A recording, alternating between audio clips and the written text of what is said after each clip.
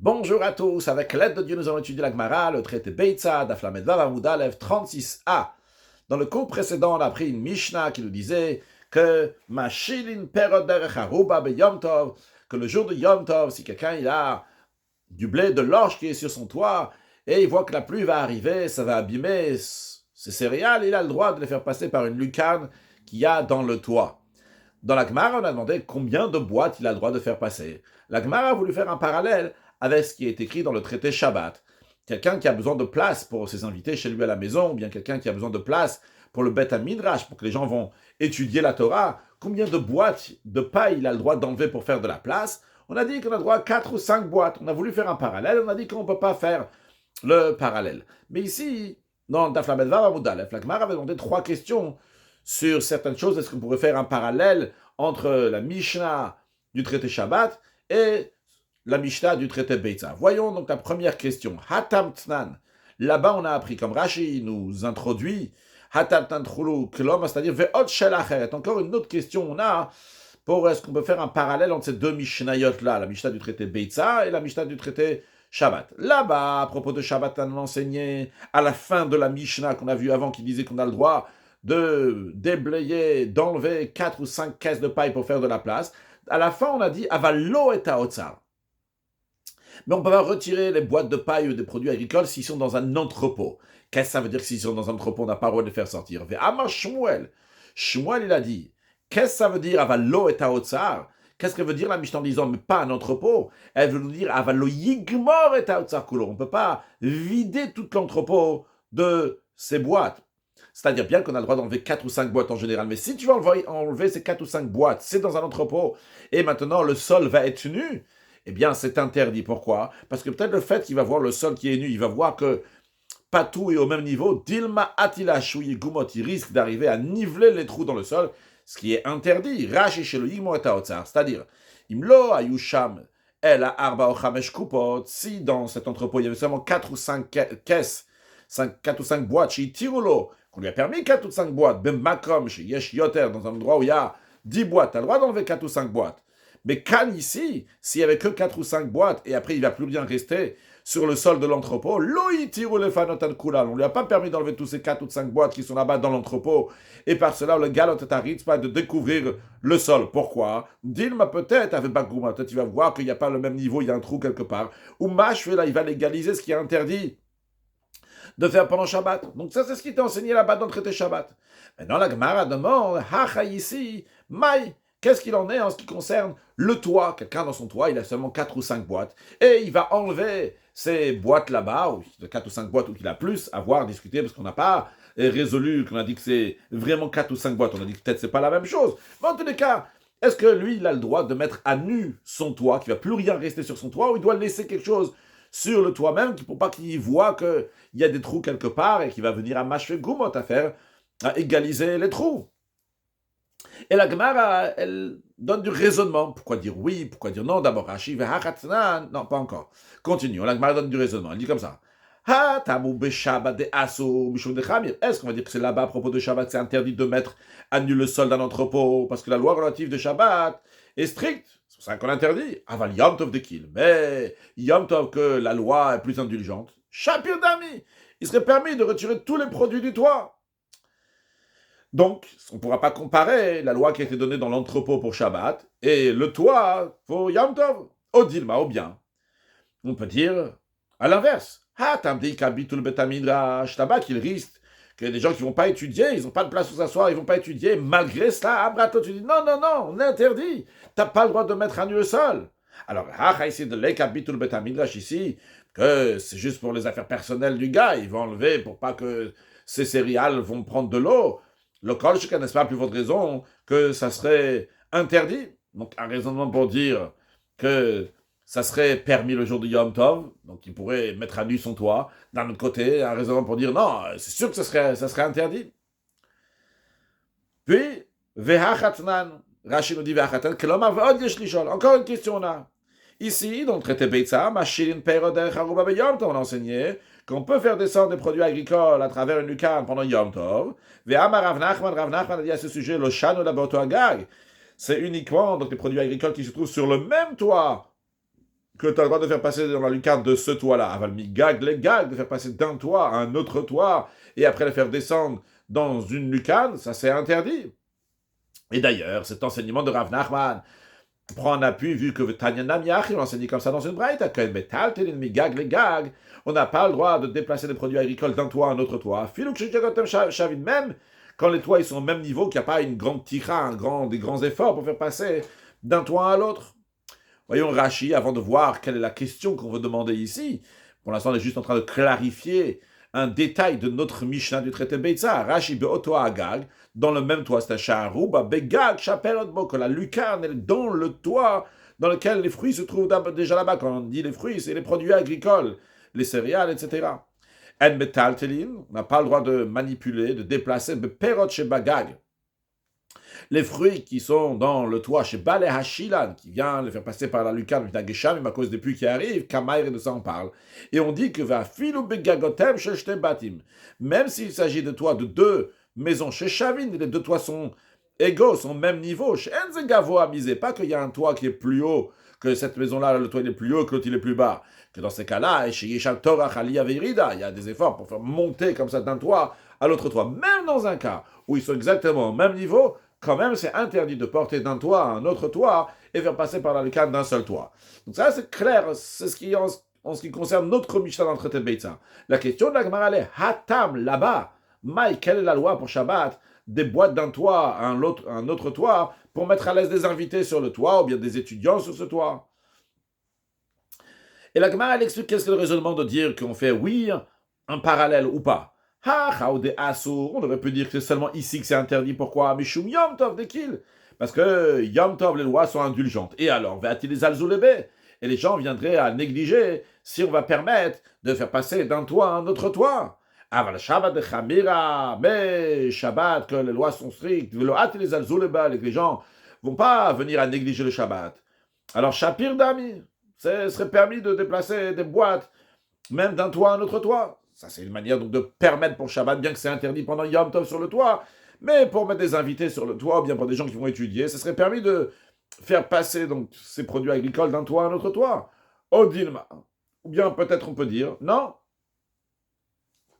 À l'inverse, cette période amratlo aussi, déjà ici, que la personne elle a une perte de ses produits agricoles, parce que tu lui dis qu'il n'a pas le droit de faire passer à un autre toit, les pluies vont venir, ça va abîmer ou pour faire pourrir ses produits agricoles. Malgré ça, tu dis non, il n'a pas le droit de faire passer ses produits agricoles d'un toit à l'autre.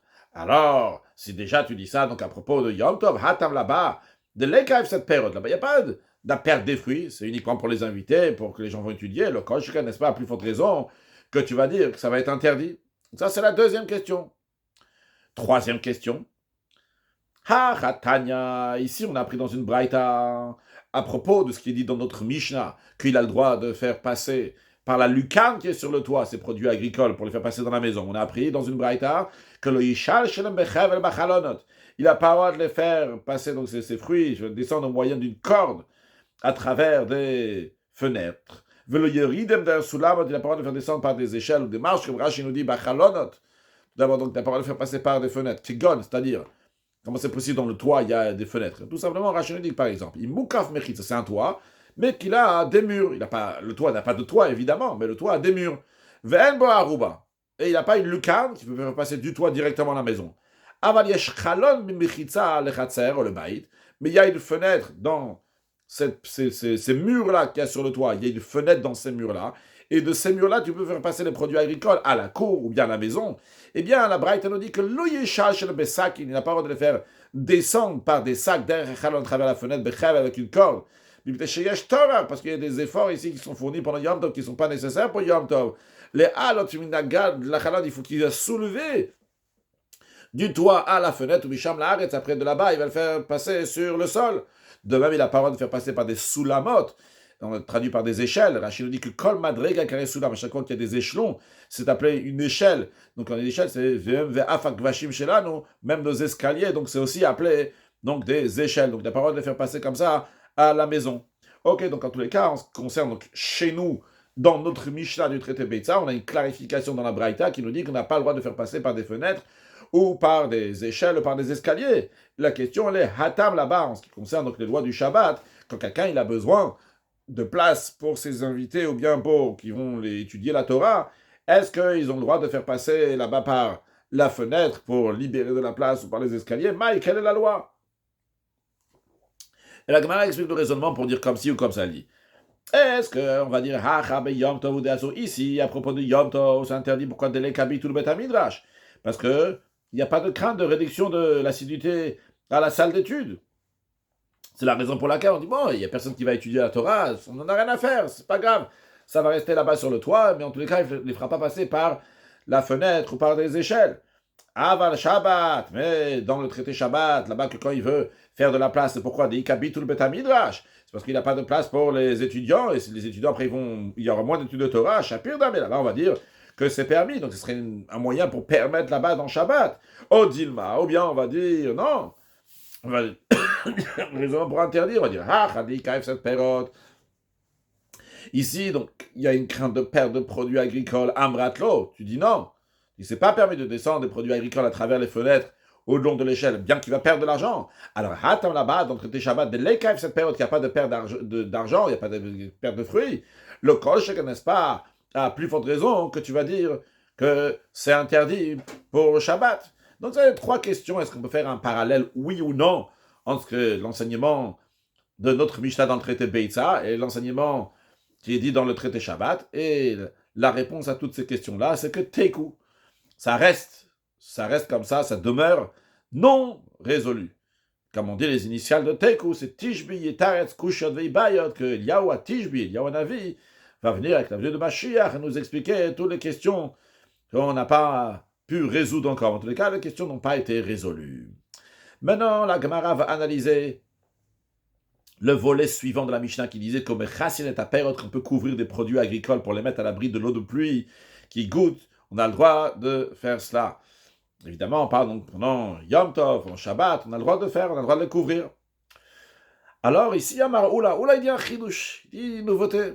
Il dit, c'est vrai que dans la Mishnah écrit qu'on a le droit de recouvrir des fruits. Des fruits, donc c'est quelque chose qui est comestible, qui est mangeable, qui n'est pas mouktsé pendant Shabbat. Mais Oula il rajoute, il dit, va filoa vira délivner, même des rangées de briques, aussi on a le droit de les couvrir pendant Shabbat et Yom Tov. Bien que ces briques-là, ils sont mouktsé, c'est des briques qui sont destinées pour la construction.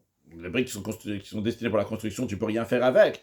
Pendant Shabbat, pendant Yom Tov, et pour ça on te dit non, tu as le droit de prendre une bâche, de prendre quelque chose et de recouvrir ces briques-là pendant Yom Tov ou pendant Shabbat, d'après Oula. Rashi va filo avira de livne. Les veinim, donc des briques asdouim qui sont rangées, et donc au muktzim le binya, ils sont destinés, ils sont mis de côté pour la construction. Ou gishamim notzim, et il n'y en a plus qui tombent. Ou bitiare, ils crachent l'oyimochu qui vont s'effacer, à voir comment on peut effacer donc ces briques-là, c'est possible, donc c'est juste qu'il veut qu'ils soient secs pour que ce soit plus facile à mettre des autres briques après dessus. En tous les cas, mutar letal tel kelim letzokan, on a le droit de prendre des ustensiles. Quand on dit des ustensiles, c'est des ustensiles, des vêtements, une bâche, les tzokan pour leur nécessité de ces briques-là, ou les chasotan pour les recouvrir. Le chidouche que Oula nous dit, Rachid nous explique, on ne dit pas que, oh, ils viennent à ça, vu que eux-mêmes, ces briques-là, en Italie, on ne peut pas les prendre, ces briques-là. Tu ne peux rien faire avec pendant Shabbat et Yom Tov. Alors j'aurais dit que Afakli, même l'ustensile, la bâche que je veux prendre, l'oyenat et l'etzokan, je n'ai pas le droit de la prendre pour la nécessité de ces briques. Ça, c'est l'opinion de Oula. Il dit non, tu as quand même le droit de les prendre pour ces briques-là, bien que les briques qui sont mouktsé. Deuxième opinion, Rabbi Yitzhak Amar, Rabbi Yitzhak qui dit non, la Mishnah a dit perot, des fruits. Pourquoi des fruits? Parce que des fruits, c'est produits agricoles aréouïn qui conviennent à l'usage de Yom Tov. Pour eux, tu as le droit de prendre une bâche et les couvrir. Mais prendre une bâche pour couvrir des briques, jamais de la vie. C'est interdit. Rashi Rabbi Yitzhak Amar, Rabbi Yitzhak qui dit Davka perot aréouïn le tiltul. Uniquement des produits agricoles que eux, conviennent, ils sont aptes pour être bougés, déplacés pendant Yom Tov, ou des charou rabanan, c'est ça que les sages ils ont permis, les tal tel kelim, les tzokar de prendre des ustensiles, de prendre une bâche pour recouvrir ces produits agricoles, que les produits agricoles eux-mêmes ils sont permis pendant Yom Tov. Aval mid de la vartil toul, mais quelque chose que je ne peux pas bouger pendant Yom Tov, eh bien, incline ni tal tzok, que je ne peux pas prendre un ustensile, par exemple, une bâche, pour des briques, d'après Rabbi Yitzhak, ça serait interdit. Pourquoi? Parce que les briques, tu n'as pas le droit de les déplacer pendant Yom Tov. Ah, et tu n'as pas le droit de déplacer les briques pendant Yom Tov, tu n'as pas le droit de déplacer non plus une bâche pour ces briques-là. Les fruits, tu as le droit de les déplacer pendant Yom Tov, tu as le droit de prendre une bâche pour recouvrir ses fruits. Et la Gemara nous dit qu'en effet, Ve'az la Rabbi Yitzhak le Tam. Rabbi Yitzhak suit son propre raisonnement exprimé ailleurs. Rabbi Yitzhak l'a dit, En kli nital davara nital beshabat. Un ustensile ne peut être déplacé que pour les besoins d'un article, une chose que lui-même, cette chose d'elle-même, peut être déplacée pendant le Shabbat. Maintenant, la Gemara va ramener des questions sur Oula, et après la Gemara va ramener des questions sur Rabbi Yitzhak. On voit donc que ça contredit l'un, ça contredit l'autre. La Gemara dit, Tznan, regarde, on a appris dans notre Mishnah, mais Chassin est à période Bekelim. On peut couvrir les produits agricoles avec des ustensiles, donc comme on a dit, avec une bâche, avec un tissu, avec quelque chose qui va le couvrir. Mais qu'est-ce que la Mishnah a choisi comme donner comme exemple? Elle te donne comme exemple des fruits, des produits agricoles. Peirot, oui, des produits agricoles. Tu peux les recouvrir. Pourquoi? Parce que eux-mêmes, tu peux les déplacer. C'est la raison pour laquelle tu veux déplacer une bâche pour les couvrir. Mais j'en déduis de la Mishnah qu'à vira del livne, une rangée de briques ou d'autres choses qui sont mouktsé, là, j'ai pas le droit de prendre une bâche pour les recouvrir. Donc c'est une question sur Oula qui permet. Alors, la Gemara dit non. Ou Adin, d'afilo avira del livne. Pas du tout. Même une rangée de briques, tu peux recouvrir. Ah, alors dans ce cas-là, pourquoi la Mishnah, elle prend un cas des fruits, que tu as le droit de recouvrir des fruits. Alors il prend encore plus, c'est un plus grand chidou, je te dire. Même des briques, tu as le droit de recouvrir. Pourquoi la Mishnah te dit que tu as le droit de recouvrir des fruits? Alors, la raison elle est parce que vu qu'au début de la Mishnah, on enseignait qu'on peut faire descendre des produits agricoles. Évidemment, dans la Reisha, tu vas pas dire, il peut pas faire descendre des briques. C'est sûr que c'est interdit de prendre des briques et de les faire passer par la lucarne. On parle ici que des produits agricoles. Eux, ils sont pas mouktsés, tu as le droit de les prendre et de les faire passer par la lucarne. Alors, tu as un Seifa Nami dans la Seifa aussi, dans la fin de la Mishnah, dans la suite de la Mishnah. Donc, on parle on va recouvrir quelque chose, une bâche pour recouvrir quelque chose, mais chassin ta période, pour rester dans le même esprit.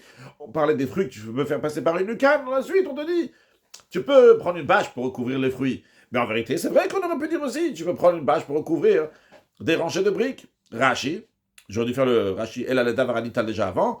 Le Rashi, donc il parle pour Rabbi Yitzhak, les Tzorer Davaranital, que tu as le droit de prendre une bâche pour recouvrir des fruits. Parce que c'est Davaranital, c'est le principe de Rabbi Yitzhak, que tu peux déplacer un ustensile pour un autre ustensile que lui-même a le droit d'être déplacé. Après, donc, la Gemara demandait sur Oula, qu'on voit dans la Mishnah clairement, que tu as le droit de recouvrir des fruits. Des fruits, ben, c'est pas des briques. Des fruits, c'est quelque chose qui n'est pas mouktsé. C'est produits agricoles qui ne sont pas mouktsé, pas des briques. Et la Gemara a répondu non, c'est pas une question sur Oula. Pourquoi? Parce que, vu que dans la Reisha, on a ramené des fruits, tu les fais passer par la lucarne. Alors on a dit aussi dans la Seiva, couvrir des fruits. Rashi, Tana Reisha, Peirot, Arouin. Dans la Reisha, on a dit des fruits qui conviennent à d'être déplacés. Et Rachid dit al-kochar, t'es obligé de dire,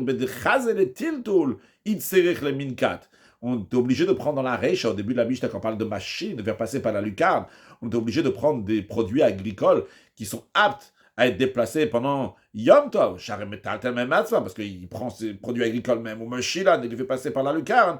Alors on te dit que Nakatnam, il a pris aussi dans la Seifa, dans la suite, dans la fin, quand il va parler de recouvrir quelque chose, pour recouvrir les fruits, il va aussi des pérotarouines, des fruits donc qui conviennent à être déplacés. Mais est-ce que c'est Davka? Est-ce qu'on a pris cet exemple-là parce qu'ils ont été obligés de prendre des fruits, que eux on va les couvrir? Non. Ou mieux cependant, Seifa lav Davka. La Seifa à la fin de la Mishnah, c'est pas obligé de dire que c'est Davka des fruits. On aurait pu prendre quelque chose d'autre, même qui est mouktsé.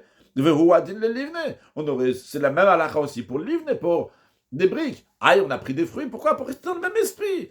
Machine ta perot, on fait passer par la lucarne des fruits. Donc, machine ta perot.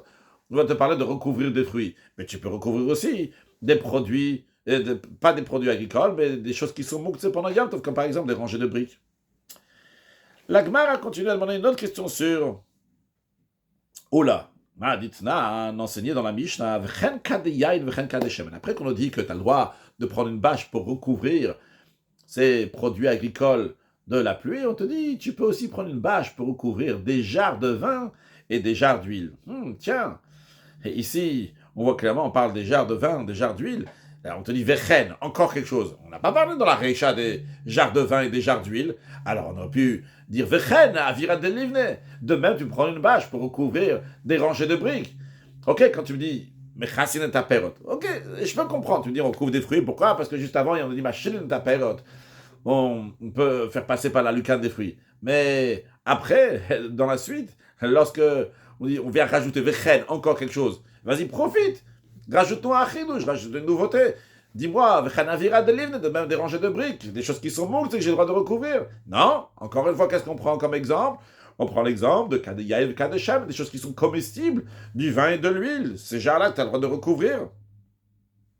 Donc, c'est une question sur Oula, et ce sera un appui même pour Rabbi Yitzhak. L'Agma répondant, ici, de quoi on parle? Betivla. On parle ici de vin et de l'huile qui est Tevel. Tevel, comme on a déjà dit plusieurs fois, Tevel sont des produits agricoles qui n'ont pas encore été prélevés. Justement, vu qu'ils n'ont pas été prélevés, on n'a pas le droit de les prélever pendant Shabbat et Yom Tov. Donc, ils sont mouktsés. C'est des produits agricoles, c'est des choses qui sont comestibles, mais on n'a pas le droit de les manger pendant Shabbat et Yom Tov. Vu qu'on n'a pas le droit de les manger pendant Shabbat et Yom Tov, on n'a pas le droit de les déplacer non plus. Ils sont mouktsés. Donc, on parle ici des jarres de vin et des jarres d'huile, mais en effet, on parle des jarres de vin et des jarres d'huile qui sont mouktsés. Pourquoi ils sont mouktsés? Parce qu'ils sont tevel. Et donc, ça marche très bien avec ce que Oula nous dit, que tu as le droit de prendre une bâche pour recouvrir des rangées de briques, parce que ces vins et cette huile-là sont comme des rangées de briques. Rashi, Hachigarsinan, comme ça la version de la Gemara. Hachabemayas-kinan, ici de quoi on parle, Betivla, dans des produits agricoles qui n'ont pas été prélevés, donc qui sont tevel, donc qui sont muktzeh. Donc on a la même version que Rashi, dans notre Gemara. Et Rashi explique, c'est-à-dire, lo ba lehashmeicha, en te disant des jarres de vin et des jarres d'huile, lo ba lehashmeicha, il n'est pas venu te faire entendre. Donc si vous voulez lire ça d'une différente manière, je veux dire, ba lehashmeicha, parce qu'après quand ki'im, toujours quand on dit lo, ki'im, non, mais seulement, c'est seulement pour ça. Donc en deux mots, ba lehashmeicha, si vous voulez, il vient t'enseigner quoi? Que ki'im kayotze bilvenim. Si je traduis littéralement, c'est-à-dire, lo balashmeicha kim kayotze bilvenim. Il vient t'enseigner uniquement, justement, des choses qui ressemblent à des briques. On peut lire kidvacha, ou bien kederech, ou pas lire du tout la parenthèse. Des hanach kadeyaïn, car en ce qui concerne ces jarres de vin, des kamosif vetane, qu'il a rajouté, il a enseigné dans la Mishnah, après nous avoir dit qu'on a le droit de recouvrir des fruits, on dit qu'on a le droit de recouvrir aussi ces jarres de vin et ces jarres d'huile. Bedetivla askinan. On parle des jarres de vin et des jarres d'huile qui sont tels que les produits agricoles n'ont pas été prélevés. Chez Asurim Betiltul, qui sont interdits de manipuler, de déplacer pendant Shabbat et Yom Tov. Dans la Reisha au début, d'abord, il te dit Perot Harouin. Il t'a dit des fruits en effet, des fruits qui conviennent à être consommés pendant Shabbat, pendant Yom Tov en l'occurrence. Domia des machines. On t'a dit pourquoi des pérotes des fruits? Parce qu'on voulait faire une ressemblance. Rester dans le même contexte. Machine pérote, on fait faire passer des fruits par la lucarne. Ok.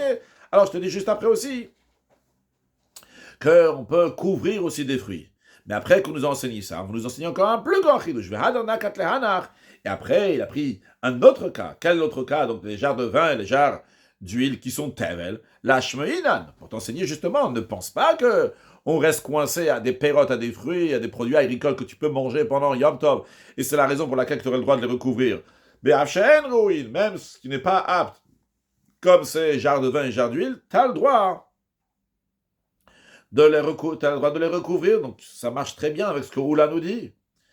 Et la Gemara appuie cette preuve qu'on vient de dire, que ces jarres de vin et ces jarres d'huile, ils sont tevel. La Gemara dit, Achinam mistabra. Cette interprétation, en effet, elle est plus logique. Il y a de la logique dans ce qu'on vient de dire ici. C'est pas stable qu'on vient de dire Kadeyaïn, Kadeshaben, que ces jarres de vin et ces jarres d'huile, ils sont tevel, ils sont des produits qui n'ont pas été prélevés, qui sont interdits, mais tiltul, qui sont pas le droit de manipuler pendant Yom Tov. On peut bien le prouver de la Mishnah. Comment ça? Parce que si ça te monte à l'esprit de dire que la Mishnah, en effet, elle parle des jarres de vin, des jarres d'huile, qu'on a le droit d'utiliser, qu'on peut boire, qui ne sont pas tevel, qu'on peut en profiter pendant Yom Tov. Mais dans ces cas-là, pourquoi le Tana il a besoin de nous enseigner ça, ces jarres de vin, ces jarres d'huile? C'est inutile. Il vient de dire que maintenant tu peux prendre une bâche pour couvrir des fruits. Ok, les fruits ils sont comestibles. Tu peux prendre une bâche pour les couvrir. Bah évidemment, tu peux prendre une bâche aussi pour couvrir des jarres de vin et des jarres d'huile. On aurait pu enseigner encore plein d'autres choses. Pourquoi on nous prend juste... Et de même, tu peux recouvrir des jarres de vin et des jarres d'huile. On est obligé de dire que le Tana veut nous dire un chidouche, veut nous dire une nouveauté. Dire, pas seulement les fruits comestibles, les produits agricoles que tu peux manger pendant Yom Tov, tu as le droit de prendre une bâche pour les couvrir, mais même des produits agricoles, du vin, de l'huile, que tu ne peux pas utiliser, tu ne peux pas bouger pendant Yom Tov parce qu'ils sont mouktsés, parce que tu ne veux pas les boire parce qu'ils n'ont pas été prélevés parce qu'ils sont tavel, eux aussi, tu as le droit de prendre une bâche pour les recouvrir, parce que sinon, qu'est-ce que tu as besoin de rajouter? Ça, j'ai compris. Si tu parles uniquement des choses qui sont comestibles pendant Yom Tov, très bien, tu m'as dit des fruits. Bah, j'en ai dit aussi pour les jarres de vin, les jarres d'huile, je pourrais les couvrir, il n'y a pas d'autre ridouche. L'Agmara dit non, non, non. Sur ce point-là, là, que tu viens de me dire maintenant que il n'y a pas d'autre ridouche, tu dis Kadiyah et Kadesham, il n'y a pas d'autre nouveauté, à part le fait de dire qu'ils sont tavel, et c'est pour ça que, bien que je ne peux pas les manger, mais j'ai le droit de les recouvrir, c'est pas une bonne précision ce que tu es en train de dire. On peut très bien dire qu'il y a une très bonne raison pour que la Mishnah va nous rajouter Kadeyaïv et Kadesham, des jarres de vin et des jarres d'huile, bien qu'ils ne sont pas tavel. Comment ça? L'Agmar a dit, non, Kadeyaïv et Kadesham, c'est nécessaire pour la Mishnah qu'elle nous mentionne les jarres de vin et les jarres d'huile. Pourquoi? Parce que ça, le Kadata Chamina, ça serait venu à l'esprit de dire que les Hefsen Merubechashu, que les sages, ils sont souciés uniquement d'une grande perte qui est susceptible de se produire lorsque les céréales ne sont pas mises à l'abri, et il y a un ruissellement d'eau de pluie, ça va assommer ces céréales-là, ça va être une grande perte, ils vont complètement pourrir. Alors là, les sages, ils ont dit, bon, écoute, tu as le droit de prendre une bâche, tu as le droit de prendre des ustensiles, un tissu, aller couvrir ces produits agricoles, ces céréales, ça tu as le droit. Mais le hefsed mouat, lorsqu'il s'agit juste d'une petite perte qui va se faire, des petites gouttes, les gouttes d'eau qui vont tomber dans l'ouverture de la jarre d'huile et de la jarre de vin, et ça va tomber pendant Yom Tov. C'est une petite perte. Ça ne va pas tout pourrir, ça ne va pas pourrir ton vin, ça ne va pas pourrir ton huile. C'est une petite perte. Donc, quand le rachachou, les sages, ils n'ont pas craint pour ça, ils te disent non, ça, tu n'as pas le droit de prendre une bâche pour recouvrir. Tu n'as pas le droit de prendre une bâche uniquement pour recouvrir quelque chose qui a une grande perte, produit agricole, mais pour recouvrir juste les jarres de vin et les jarres d'huile, ça, tu n'as pas le droit de prendre une bâche. Justement, Kamash, alors, nous apprenons que les sages, ils sont rochaches, ils craignent, ils sont préoccupés de ta perte, qu'elle soit une grande perte, comme les pérotes, les produits agricoles, ou bien une petite perte, même Kadeyah ou Kadesham. Donc il n'y a pas ici, tu ne peux pas dire qu'il y a une précision ici, une preuve évidente que quand on dit Kadeyah et Kadesham, les jarres de vin, les jarres d'huile, c'est bien pour nous rajouter le fait qu'il y a des produits agricoles qui sont tevel. Non, on peut très bien dire que c'est pour nous dire que même quand c'est hefsed mouat, une petite perte, eh bien là aussi, il y a la possibilité, pour ne pas perdre cette perte-là, les sages, ils ont dit que c'est permis de recouvrir. Sur le texte de Rashi, hefsed mouat, une petite perte. Geshamima not fimal yain. Donc la pluie qui tombe sur du vin, hefsed mouat, c'est une petite perte ou Acheterchar, jusqu'à qu'il va faire nuit. Yom Tov, ça dure un jour. Il pleut maintenant, tu attends maximum 24 heures. Vissal, comme après, ils les enlèvent. Alors, pérote. Mais les produits agricoles, les céréales, si tu les laisses comme ça, avec l'eau marquivine, ils vont pourrir. Ok, donc en tous les cas, on n'a pas de questions sur Oula, on a répondu. Ça ne veut pas dire que c'est un soutien non plus sur Oula sûr et certain, mais en tous les cas, il n'y a pas de question de la Mishnah sur Oula. Oula, il peut maintenir son avis qui dit que va faire Avira de Livne, que même des rangées de briques qui sont mouktsé pour la construction, ça aussi, tu as le droit de prendre une bâche pour les couvrir. Maintenant, la Gemara va demander sur Rabbi Yitzhak. Nan, enseigné dans notre Mishnah. On peut placer un récipient sous un écoulement d'eau pendant Shabbat. Donc il y a l'eau qui est en train de couler, elle coule du toit, il y a un trou dans le toit, et l'eau elle coule, je mets un récipient en dessous. Non, cette eau-là, elle est mouktsé, qu'est-ce que tu vas faire avec cette eau-là? C'est une eau sale, dégoûtante. Tu mets un seau. Alors si tu mets un seau, ça veut dire que tu as pris un seau, tu l'as pris pour ces eaux-là qui sont mouktsé. C'est une question sur Rabbi Yitzhak. Rabbi Yitzhak, il a dit que tu n'as pas le droit de prendre un ustensile pour quelque chose d'autre, pour un article qui est mouktsé. Ces eaux-là, ils sont mouktsé, ces eaux qui tombent du toit, qui sont dégoûtantes, et tu vas prendre un ustensile pour réceptionner ces eaux. Question sur Rabbi Yitzhak. Rashi, notim klita chatadelef. Donc, qu'est-ce qu'on voit? On voit que Harisha Kli, on voit que l'ustensile, le récipient nital, il est pris. Les kabel bom mouktsé pour réceptionner du mouktsé, donc c'est plus là. Qui haï, comme c'est plus là, de le chazelemi de ces eaux-là, qu'on peut rien faire avec. Mara répond, dit non, non, non. Ici, on parle bedel faraoui, on parle d'un écoulement d'eau qui convient à un usage pendant Shabbat. Comme Rashi nous dit bedel faraoui, shem tslulin, qui sont clairs ou ruinent les beima, et que l'animal peut les boire. Donc, ils sont aptes à être utilisés pour un animal. Donc, c'est très bien. C'est pas mouktsé, et donc ça peut très bien marcher avec l'enseignement de Rabbi Yitzhak. Tu as le droit de prendre un récipient uniquement pour des eaux qui sont utiles, que tu peux utiliser, qui ne sont pas mouktsé. Et ici, en effet, c'est des eaux qui sont assez claires pour qu'un animal va les prendre. La Gemara nous dit une autre question sur Rabbi Yitzhak. Tashma, viens, écoute. Porsin Marcelet al Gabel Eveni Beshabbat. On voit dans une Braïta s'est dit qu'on a le droit d'étendre une natte sur des briques pendant Shabbat pour les protéger de la pluie. Donc qu'est-ce qu'on voit? Les briques eux-mêmes, ils sont quoi? Ils sont moukts. Qu'est-ce que tu vas faire des briques? C'est pour la construction. Mais non, tu prends une natte pour recouvrir. Alors tu es en train de prendre un ustensile pour recouvrir quelque chose qui est moukts. Ça contredit l'enseignement de Rabbi Yitzhak. Question sur Rabbi Yitzhak. Rashi al-Gabé. Non, c'est après al-Gabé Avanim. Si c'est al-Gabé Levenim. Ma répond non. De Aitum Binyana. Ici, on parle des briques qui sont restées d'une construction. Les briques qui sont destinées pour la construction, ils sont mouktsé. Mais les briques qui restent d'une construction, ils sont faits pour quoi? Des chazel et misgalayou. Ils conviennent pour s'asseoir dessus. Alors, ces briques-là, ils ne sont pas mouktsé. Et pour ces briques-là, tu as le droit de prendre une natte pour recouvrir ces briques-là pendant Shabbat. Gmara demande encore une autre question donc, sur Rabbi Yitzhak, d'une autre braïta, dans laquelle on dit Tashma, pour si machatzel al gabé avanim be Shabbat. On a le droit d'étendre une natte sur des pierres pendant Shabbat pour protéger ces pierres de la pluie. Pourquoi on veut les protéger de la pluie? Rashi nous dit al gabé avanim sur des pierres, chez les gouvines qui sont secs, c'est-à-dire ils sont secs. Pourquoi? Les binyan. Pour la construction, on les a bien, ils sont bien secs. On va les mettre pour la construction. On va mettre du ciment, de la boue comme ça entre les pierres pour qu'ils vont se mettre les unes sur les autres. Mais pour ça, il y a besoin que ces pierres-là restent sèches. Lorsque ils deviennent lach, ils deviennent humides, donc à cause de la pluie, il faut à nouveau les sécher. Parce qu'ils ne vont pas bien recevoir la boue, le ciment. Va binyan sholiva chez la construction va prendre du temps pour sécher. Donc on ne veut pas que ça va prendre du temps pour sécher. Donc on veut que ça soit sec et ça va rester sec. Donc on a le droit de mettre une natte au-dessus de ces pierres-là. Donc on voit en tous les cas qu'on a le droit de prendre une natte pour ces pierres-là qui sont pour la construction. Pourtant, ces pierres-là, ils sont mouktsés, ils sont faits pour la construction. La Gemara répond, on parle de pierres bavanim mekurzalot, on parle de pierres effilées qui ne sont pas mouktsés. C'est quoi ces pierres effilées? Des chazian de betaki, c'est parce qu'elles conviennent à l'usage des toilettes. À l'époque de la Gemara, on servait de pierre en guise de papier hygiénique. Donc ici, pour donner de l'importance, la dignité de la personne qui va voir ces pierres, eh bien, les sages, ils ont dit, tu as le droit de recouvrir ces pierres-là ne sont pas mouxées, il n'y a pas besoin d'arriver à dignité de la personne, etc. Tout simplement, ces pierres-là, ils ne sont pas mouxées parce qu'ils sont faits pour utiliser pour les toilettes, qu'on a le droit de les utiliser même pendant le jour de Yom Tov. Rashi Mekurzalot, Rashi dit un certain mot en français. Après, Rashi le Bet Akissé, donc pour les toilettes, les kanéar, pour nettoyer donc les déjections. Après, la Gemara ramène donc une autre braïta pour demander une question sur Rabbi Yitzhak encore. Tashma, viens, écoute.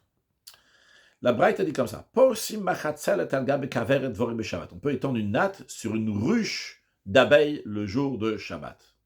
Et la braïta dit Bachama mipna chama, au soleil pour préserver la ruche du soleil, ou Bakshamim, et sous la pluie, mipna kshamim pour préserver la ruche de la pluie. Mais on rajoute une restriction au bilvad chez le Kavena, sous la condition qu'il n'ait pas l'intention de capturer les abeilles qui sont dans la ruche. Alors la question sur Rabbi Yitzhak, ici, il est en train de prendre une natte pour couvrir quoi? Couvrir la ruche. Mais la ruche en elle-même, elle est mouktsée. Et pourtant, on voit qu'il a le droit de prendre une natte pour couvrir la ruche. Donc, c'est pas comme toi t'as dit Rabbi Yitzhak qu'on n'a pas le droit de prendre quelque chose qui est pour couvrir quelque chose qui est mouktsé. Pourtant, la ruche ici, elle est mouktsée. Et tu as le droit de prendre la natte. La Gemara dit non. C'est pas une question sur Rabbi Yitzhak. Pourquoi? Hatam nami de kadvash. Là-bas aussi, la Braïta parle d'un objet qui n'est pas mouktsé quand il prend la natte. Pourquoi? Parce qu'il y a du miel dans la ruche. Et donc, il va couvrir avec la natte, il va couvrir le miel. Le miel, c'est quelque chose qui n'est pas mouktsé. Donc, si tu dis que le miel n'est pas mouktsé, tout va bien. Il n'y a pas de question ici sur Rabbi Yitzhak. La Braïta, elle parle qu'il prend une natte pour couvrir du miel. Le miel, il n'est pas mouktsé. Alors, c'est ça qu'on veut dire, quand il prend la natte pour recouvrir le miel, la Gemara dit, mais un instant, Amar le Ravuk va me Mishan le Ravashi, Ravuk va de Mishan et dire Ravashi, mais un instant, Ha tenar bimot achama de kadvash, cette réponse est satisfaisante en ce qui concerne la partie de la Braïta qui dit, en ce qui concerne l'été, il va recouvrir donc la ruche, avec le miel qui est là-bas, en effet, avec la natte, ok, très bien, ta réponse, elle roule bien, mais un instant, bimot akshamim, pendant la période d'hiver, Maïka le Meimar. Qu'est-ce qu'il y a de quoi dire? En hiver, il n'y a pas, il y a pas de miel. Il n'y a plus de miel. Les abeilles ne font pas de miel pendant l'hiver. Alors quand tu prends la natte, c'est pour recouvrir la ruche, mais il n'y a pas de miel. Et dans la Braïta, on a dit que Bakshamim Shamim, sous la pluie, pour préserver la pluie. Donc, j'ai un problème sur cette réponse-là qu'on vient de donner. On a dit qu'il y a du miel. Mais à l'instant, pendant l'hiver, il n'y a pas de miel. Alors la Gemara répond, c'est vrai, pendant l'hiver, il n'y a pas de miel, mais on laisse toujours 2 rayons de miel dans la ruche, même pendant l'hiver. Parce que justement, vu que les abeilles n'ont pas où aller pour se nourrir, eh bien on laisse dans la ruche même 2 rayons de miel, qui ça va nourrir les abeilles pendant toute la période de l'hiver, avant que revienne le printemps et qu'ils vont à nouveau faire du miel, etc. Et donc, il y a du miel, donc il reste quand même du miel. C'est vrai que en hiver, il n'y a pas plein de rayons de miel, mais il y a 2 rayons que on a laissé là-bas, qu'on n'a pas sorti avec tout le miel, pour les abeilles. Donc quand il prend une natte pour recouvrir ces 2 rayons de miel, eh bien il a pris la natte pour quelque chose qui n'est pas mouktsé. Rashi, shtechalot, shel tsapirit. Donc littéralement c'est 2 pains de tsapirit, donc de miel, on appelle des rayons de miel.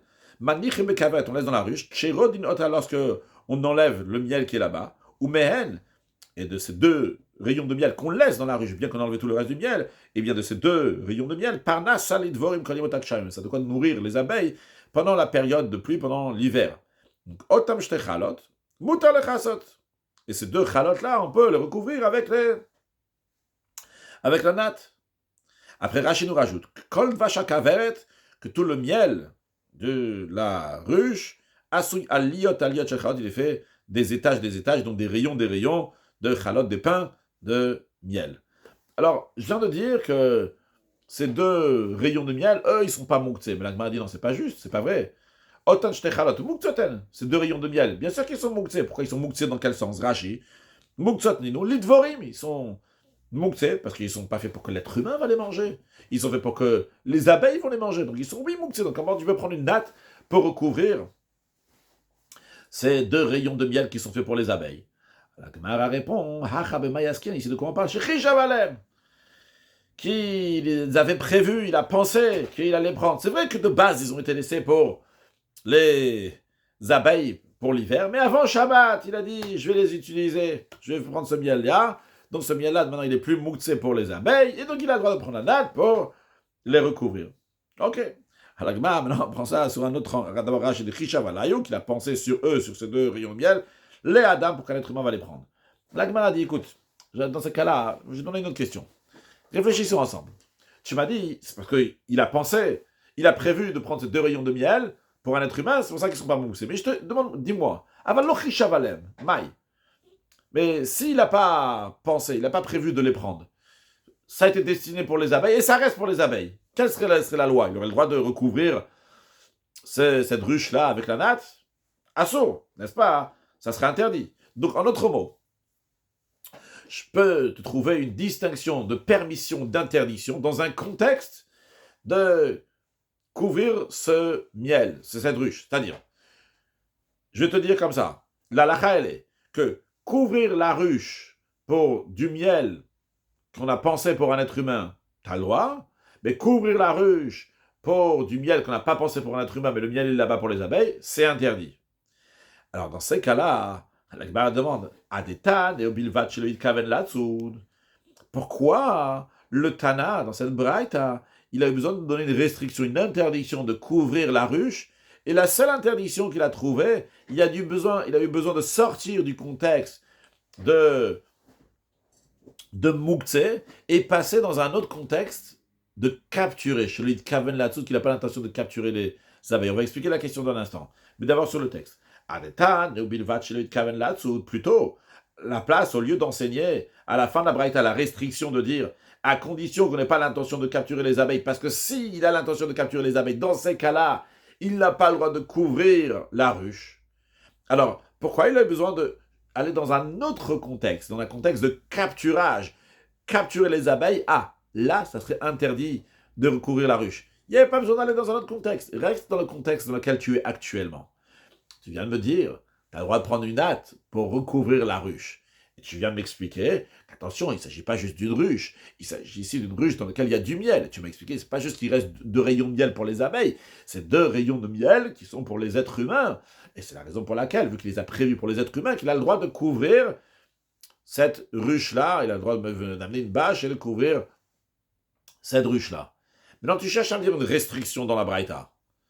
Tu aurais pu me dire une restriction plus simple, c'est plus simple. Restons dans le contexte dans lequel on est. On aurait pu dire, mais attention, s'il y a du miel là-bas, mais il n'a pas eu l'intention pour les humains, son intention c'est pour les abeilles, là il n'a pas le droit de recouvrir. Et pourtant, le Tana, quand il fait nous dire une restriction, une situation dans laquelle ce serait interdit de recouvrir la ruche, il ne nous dit pas le même cas qu'avant. Il ne dit pas, on est dans un contexte ici, qu'il a laissé 2 rayons de miel pour les abeilles, mais après, il a pensé pour les êtres humains, donc c'est pour ça que c'est permis. Même s'il n'a pas pensé pour les êtres humains, c'est seulement pour les abeilles, là, ça serait interdit. Le Tana la Braïta, il a dû aller partir ailleurs, c'est-à-dire ailleurs, dans un autre contexte de capturage. Ah, il y a un cas, par contre, où ce serait interdit de couvrir, c'est s'il kaven là-dessous, s'il a l'intention de capturer les abeilles qu'il y a dans cette ruche, là, ça devient interdit. Pourquoi? Je reprends ce texte d'Agma. Au lieu d'enseigner une restriction dans un contexte qui est haut, donc l'intention, qu'il n'a pas l'intention de capturer des abeilles, à ce moment-là, ce serait interdit de recouvrir la ruche. L'iflok velit de Bedida, il aurait pu faire une distinction dans le même contexte de Mouktsé que la Braïta était déjà en train de parler, en disant, dans quel cas c'est permis que tu as le droit de prendre la natte et recouvrir la ruche, qui est pour recouvrir les 2 rayons de miel qui sont là-bas, chez Rishavalem, uniquement, si tu as pensé, tu les as prévus pour des humains, Avaloch Rishavalem, et dire la restriction comme ça, que si, dans le cas, il n'a pas prévu de les utiliser pour des êtres humains, ça serait interdit, comme Rachid nous explique la question. Au lieu d'enseigner, nous dire la restriction dans un contexte de capturage, surtout qu'il ne doit pas avoir l'intention de capturer les abeilles, sous-entendu Rachid nous dit, Mashma de sous-entend qu'il sera incapable de distinguer dans ses paroles, c'est-à-dire de trouver une restriction dans le contexte de Mouktsé, où elle laisse et d'interdire de recouvrir cette ruche-là avec cette natte quand il y a 2 rayons de miel. Velessa, il ne pourra pas interdire. Le seul moyen pour interdire, pour trouver une restriction, c'est uniquement chez dileg, qui va sauter entre guillemets. Il passe dans un autre contexte, mais il sort-il tout l'interdiction de déplacer de Mouktsé, et il passe à l'interdiction de capturer. Mais pourquoi? L'iflok velit nebedida, il aurait pu faire une distinction dans le contexte même de Mouktsé, il sort-il tout le gouffre, et dans l'interdiction d'être métaltel, de prendre cette natte-là pour recouvrir la ruche. Il faut faire une distinction dans ses paroles. Dans un tel cas, c'est permis, dans un autre cas, c'est interdit. Et de trouver un côté, une situation d'interdit. Les davar, la chose, comment? Dans un cas où il n'avait pas eu l'intention de prendre ces 2 rayons de miel. Et quoi? Dans ce cas-là, il n'a pas le droit de prendre la natte pour recouvrir ces 2 rayons de miel, si c'est pour les abeilles. La Gemara répond, Hachikama. Voici que la Braïta veut nous entendre dire. Elle veut dire comme ça.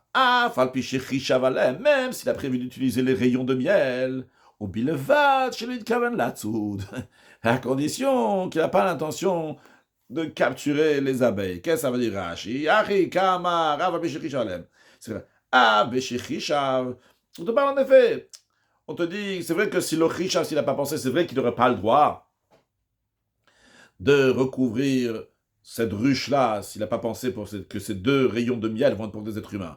Mais le chidouche la braïta, quand on dit au bilvad, chez Eloïd Kaven là, qu'il n'a pas le droit qu'il n'a pas l'intention de capturer, on va te dire comme ça. Même dans un cas qu'il a pensé, avant Shabbat, que ces 2 rayons de miel vont être pour des êtres humains, dans ce cas-là, il a le droit de prendre la natte et recouvrir cette ruche-là. On vient de dire juste, il faut faire attention à une autre chose. Il y a un qui a le droit, mais la maître vient t'enseigner, Shiyesh Tzad Isur. Sache qu'il y a un côté d'interdiction, si son intention elle est de capturer les abeilles. Bien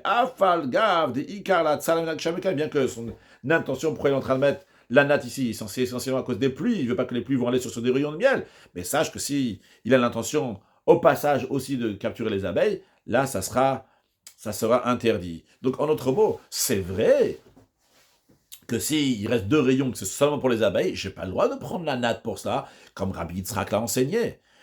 Ici, on parle qu'il a, oui, eu l'intention de prendre ces 2 rayons là pendant l'hiver, qui restent pendant l'hiver pour les abeilles. Il a dit, je vais les prendre pour moi pendant. Et donc, pendant Shabbat, il a le droit de prendre la natte pour recouvrir parce que c'est miel n'est pas mouktsé. Ah, et pourquoi, dans la fin de la Braïta, on nous dit, à condition qu'il n'a pas l'intention de capturer, pourquoi il est parti nous dire une restriction dans ça? Tout simplement, c'est pour te dire, sache, tu as le droit. Si Rishavalem t'a pensé de prendre pour toi, pour des êtres humains, ces 2 rayons de miel, tu as le droit de prendre une natte pour recouvrir. Mais juste fais attention à une autre chose.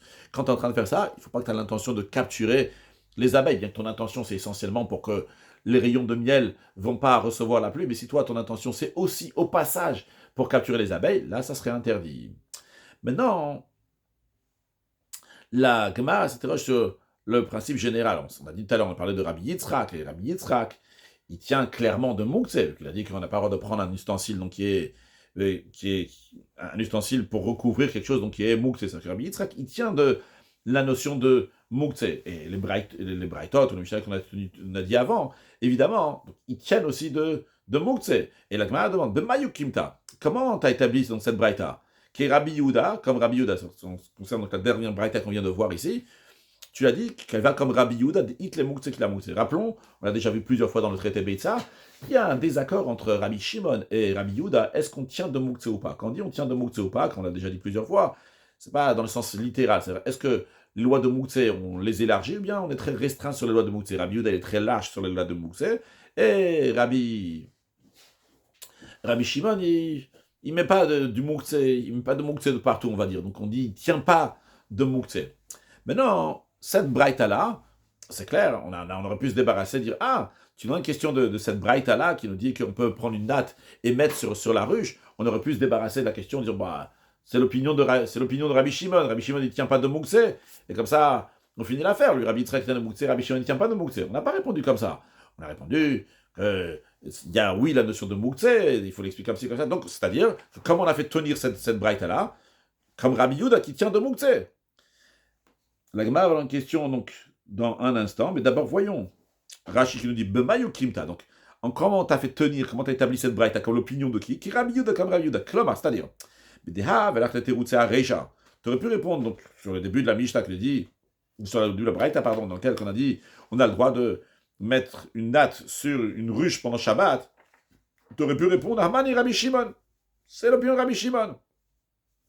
De l'at le Mouktsé, que Rabbi Shimon ne tient pas de Mouktsé, comme ça on aurait fini l'affaire. Non, on n'a pas dit, on n'a pas répondu comme ça.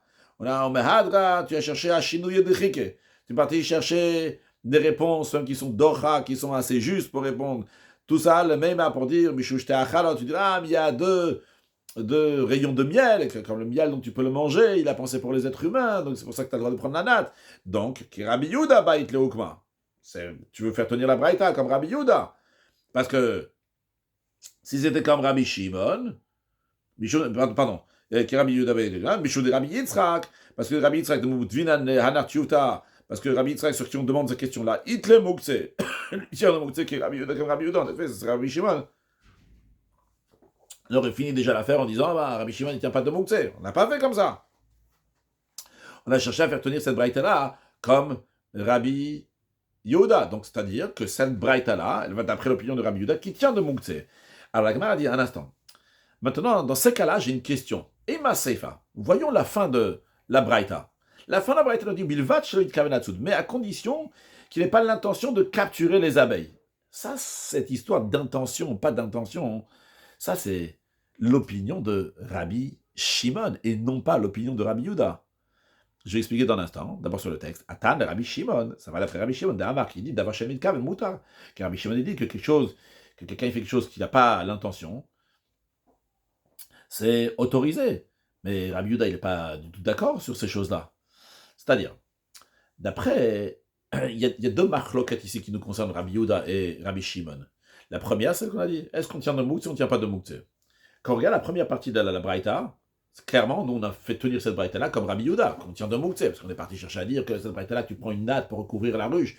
On parle qu'il y a du miel à l'intérieur, parce que s'il n'y avait pas de miel à l'intérieur, ce serait Mouktsé, et donc ça marche très bien avec ce que Rabbi Yitzhak dit, que tu n'as pas le droit de prendre une natte pour recouvrir. Mais justement, il y a du miel là-bas, et le miel, donc, il n'est pas Mouktsé, c'est pour ça que tu prends une natte et recouvrir. Donc c'est clair que, on a dit que le début de la Braïta, comme Rabbi Yehuda. Il y a une deuxième machlok, un deuxième désaccord entre Rabbi Yehuda et Rabbi Shimon qui nous concerne ici, c'est quelqu'un qui fait quelque chose qui n'a pas l'intention. Est-ce que c'est permis ou pas? D'après Rabbi Yehuda, quand quelqu'un il fait quelque chose, on n'a rien à faire s'il a l'intention ou pas l'intention. On regarde ce qui a été fait d'après Rabbi Yehuda. D'après Rabbi Shimon, il considère quelle est l'intention de la personne. On ne va pas regarder ce qui a été fait, on va regarder l'intention de la personne. Donc, d'après Rabbi Yehuda, Davar Sheinu Mitkaven, quand quelqu'un fait quelque chose qu'il n'a pas l'intention, c'est assaut, c'est interdit de faire ça pendant Shabbat. D'après Rabbi Shimon, si quelqu'un fait quelque chose Davar Sheinu Mitkaven, c'est pas son intention, eh bien, c'est permis pendant Shabbat. Maintenant, quand on te dit à la fin de la Braïta, on dit attention, hein, Ubilvat Sheinu Mitkaven Latsud, à condition qu'il n'ait pas l'intention de capturer les abeilles. Ah, ça veut dire que l'action peut être exactement la même. L'action peut être dans une situation que ça va, oui, capturer les abeilles, mais tant que ce n'est pas son intention de capturer les abeilles, c'est permis. Dans ces cas-là, ça peut être que l'opinion de Rabbi Shimon, parce que Rabbi Yehuda, il te dit, j'en ai rien à faire son intention ou pas, si concrètement ça capture les abeilles, même si c'est pas son intention, ça serait interdit. Et on peut pas dire que le début de la Mishnah, le premier mot, ça c'est Rabbi Yehuda, et juste après c'est Rabbi Shimon. C'est vrai que ce sera un désaccord de Rabbi Yehuda et Rabbi Shimon dans deux contextes différents, parce que le début de la Braïta, il parle de est-ce qu'on tient de Mouktsé ou pas. On dit ça va d'après Rabbi Yehuda qui tient de Mouktsé, et juste après, on va dire que ça va d'après Rabbi Shimon. Dans quel contexte? Dans le contexte de quelqu'un, Rabbi Shimon qui pense que si quelqu'un il n'a pas l'intention de faire quelque chose, mais il l'a fait, eh bien, ça serait permis. Il va se dire tant que c'est pas son intention de capturer. Mais concrètement, ça d'après Rabbi Shimon. Donc comment tu peux mettre Rabbi Shimon et Rabbi Yehuda dans la même braïta? Où la braïta va d'après Rabbi Yehuda? D'après Rabbi Shimon. Rashi, Bilvat Sheloïd Kaven Latsud. À la fin de la braïta, on dit à condition qu'il n'a pas l'intention de capturer. Bien que concrètement, il les capture, oui. Alors la Gemara dit, mais un instant, qu'est-ce que tu me dis que c'est Rabbi Shimon? De toute façon, on ne peut pas dire que c'est Rabbi Shimon. Mais Tisbera de Rabbi Shimon. Est-ce que tu penses que la Braïta peut suivre l'opinion de Rabbi Shimon? Même à la fin de la Braïta, quand il dit Bilvat Sheloïd Kaven, qu'il n'a pas l'intention de les capturer, même s'il les capture concrètement. Mais on ne peut pas dire que c'est Rabbi Shimon. Pourquoi? Parce que Abaye et Rabra Demrtavayo, Abaye et Rabba, les deux, quand ils expliquent l'opinion de Rabbi Shimon, ils disent que Modé Rabbi Shimon, il admet, il est d'accord, Bipsigre Shevelo Yamut. Quand littéralement, Psigre Shevelo Yamut, c'est tranche sa tête sans qu'il meure. Dans un tel cas, quand les conséquences sont inévitables, pour dire en autre mot, c'est sûr que ça serait interdit. C'est-à-dire, si quelqu'un il dit, mon fils il a besoin de jouer avec quelque chose, tiens, il aimerait bien jouer avec la tête du coq. Je vais couper la tête du coq pour donner à mon fils à jouer. Mais moi, je n'ai pas du tout l'intention que le coq il meurt. J'en ai marre, j'en ai rien à faire si le coq il est vivant ou il est mort. Ça m'intéresse pas, juste j'ai besoin de la tête du coq. Mais psygréché, quand tu coupes ça, c'est sûr, le yam, quoi, il va pas mourir. C'est Rabbi Shimon, il dit, quand t'as chez Nomit Kaven, quelque chose que quelqu'un il n'a pas l'intention, quelqu'un il fait quelque chose. Possible action va se faire, peut-être possible action va pas se faire. Et tu dis, écoute, c'est pas son intention, laisse-le faire. Ça va se faire, ça va se faire, ça va pas se faire, ça va pas se faire.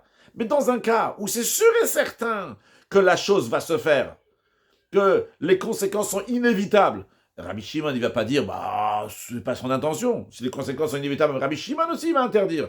Donc, si tu mets une bâche sur une ruche et ça va capturer les abeilles, bah, c'est sûr que c'est interdit. Tu ne veux pas dire Bilvat Sheloïd Kaven s'il a l'intention, il n'a pas l'intention, c'est sûr que ce sera interdit. Donc, l'Agmar a dit, Léolam Kula Rabbi Yehuda, on est obligé de dire que toute la Braïta, c'est l'opinion de Rabbi Yehuda, quand on dit toute la Braïta, même la fin de la Braïta, qui nous dit Bilvat Sheloïd Kaven Azuda, qu'on dit qu'il n'a pas l'intention de capturer, c'est aussi Rabbi Yehuda. Ici, de quoi on parle? On parle d'une ruche, des Idbekave, qui a des fenêtres, de sorte que les abeilles, ils peuvent s'échapper, même quand l'ouverture de la ruche est couverte. Il met une bâche sur l'ouverture de la ruche, mais il y a encore sur le côté de la ruche, il y a encore des fenêtres, et les abeilles peuvent partir. Et dans ces cas-là, Rachid d'abord, des Idbekave, il y a des cavés, c'est quoi ces cavés? C'est chalonot. Il y a des fenêtres, dans les parois de la ruche. Eh bien, qui recouvrent l'ouverture de la ruche. Le ruche. Et ils ne sont pas capturés les abeilles. Il ne va pas recouvrir aussi les fenêtres. Velotema, ici il ne faut pas dire, dans ce cas-là, on va voir tout de suite dans la Gemara dans un instant, Rachid nous le dit maintenant. Velotema, et maintenant dans la Braïta, il ne faut pas dire ou bilvat sheloïd kaven. Il ne faut plus dire la version qu'on avait, mais à condition qu'il n'ait pas l'intention de capturer les abeilles. Elle a, il faut oui dire, il s'est permis de mettre la natte sur cette ruche-là, bilvat sheloïd senametsuda, mais à condition qu'il ne va pas en faire un endroit qui est entièrement capturé. Il ne va pas en faire un piège pour les abeilles. S'il va fermer chez Loïs Machanot, s'il va fermer, en autre mot, il ne doit pas fermer les fenêtres. Rabbi Yehuda, donc il te dit, tu as le droit de prendre cette natte pour recouvrir la ruche, mais à condition que tu ne fais pas Metsuda. Il ne faut pas dire Bilvat Shelo Kaven Latsoud, il faut dire Bilvat Shelo Yasen Metsuda. Il ne faut pas dire à condition qu'il n'a pas l'intention de capturer, parce qu'en effet, les abeilles, ils peuvent sortir. Il faut dire, mais à condition qu'il n'en fait pas un piège dans le sens qu'il ferme même les fenêtres, qu'à ce moment-là, donc ça serait interdit. Donc, continue sur la page suivante, la Medvav Amoud Bet, encore quelques lignes. Et la M, Bilvat Shelo Yasen Metsuda. Je sais pas, excusez-moi, dans la Medvav Amoud Aleph, en bas de la page, on a dit le Rashi, mais pas dans la Gemara encore, la dernière ligne, Velo Tema le Rabbi Yuda. Et donc, d'après l'opinion de Rabbi Yehuda, ne dit pas maintenant, à la fin de la Braïta, Bilvat Shelo Kavenat, sous la condition qu'il n'a pas l'intention de capturer les abeilles. Non. Qu'est-ce que tu vas oui dire? Tourne la page. La Medvav Amoud Bet, la Eima, mais plutôt, dit que la Braïta est conclue, ou Bilvat Shelo Yasen Metsuda, à condition qu'on n'en fasse pas un piège en recouvrant les fenêtres de la ruche. La Gemara demande, mais Pshita, c'est évident. C'est quoi la question? C'est évident. Il faut repartir à la page d'avant, désolé. Il y a un Rashi de la Medvav Amoud Bet, qui est encore dans la Medvav Amoud Aleph. 36a, la dernière ligne de Rashi, Pshita, c'est évident. Kevan dit le Rabbi Yehuda. Vu que Rabbi Yehuda, il tient que Davachen Mitkaven a sur quelque chose qui est fait sans intention, mais quand même, c'est interdit, parce que ça risque d'arriver. La mal limite.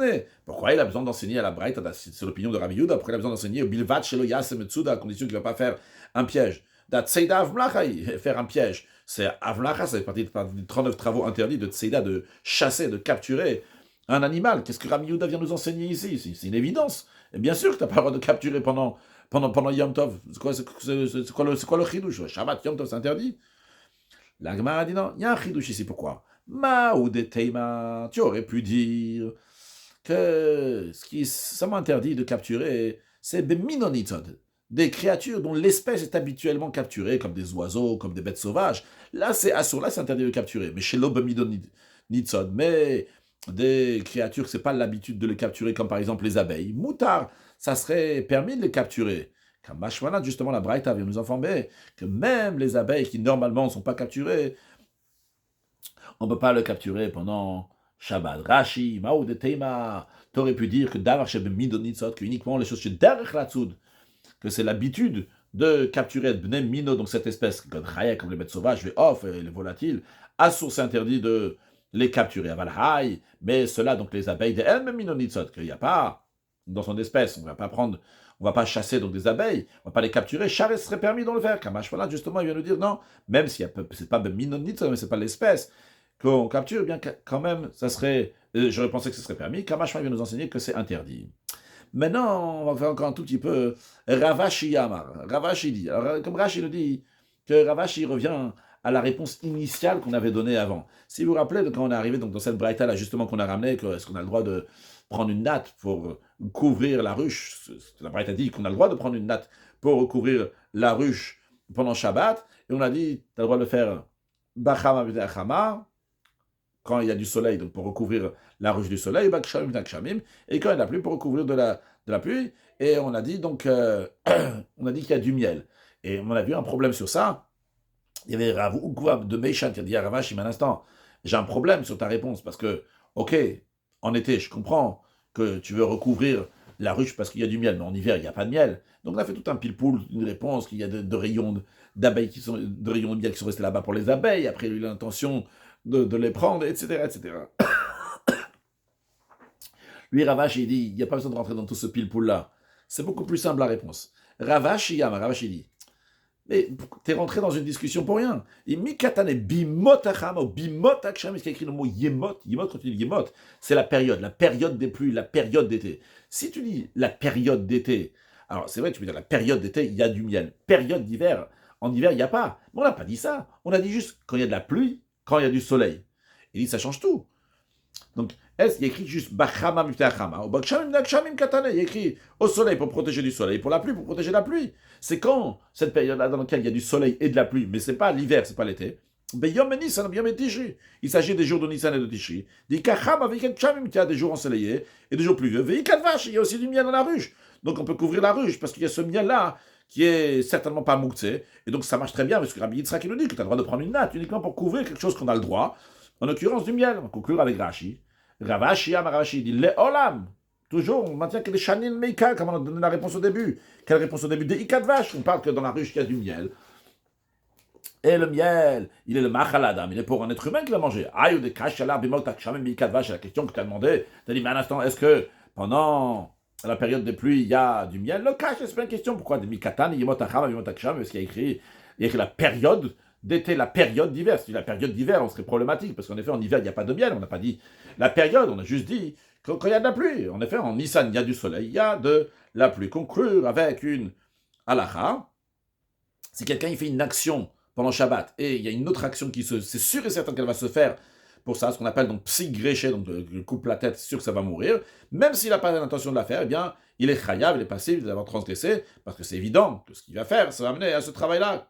Comment ça, hein? Par exemple, si quelqu'un il a besoin de la tête d'un oiseau pour son enfant va jouer avec, et il coupe la tête pendant Shabbat, bien que son but c'est pas de tuer la volatile, eh bien, il est chayav, parce que c'est sûr que c'est pas possible de couper la tête, et que ce coq-là va continuer à vivre. Un sujet de chassidoute, un peu lié avec la Gemara qu'on a vu aujourd'hui, l'essentiel c'est que ce soit un sujet de chassidoute.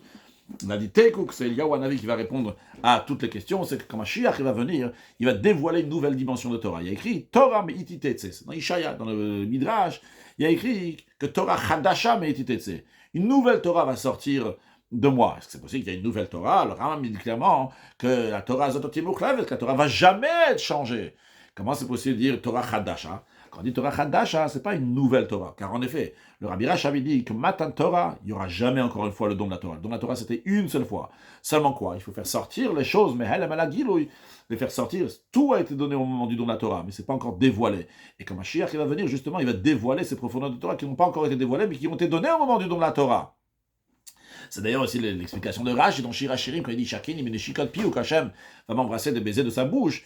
Qu'est-ce que cela veut dire? Il dit que Hachem va dévoiler mistat funotea, les parties cachées de la Torah. De la même manière que quelqu'un il donne un baiser à un autre, donc c'est le souffle qui est à l'intérieur de lui qui va partager avec l'autre. De la même manière aussi, Akadosh Baruch va partager donc, de ces profondeurs de la Torah, de ces profondeurs de lui, entre guillemets, de la Elokut, de la divinité. Il va les dévoiler à nous lorsque Mashiach va venir. Et un goût de cela, on a déjà aujourd'hui dans l'étude de la Chassidoute, que la Chassidoute, c'est la profondeur de la Torah qui va se dévoiler à un niveau beaucoup plus haut lorsque Mashiach va venir très prochainement. Une excellente journée.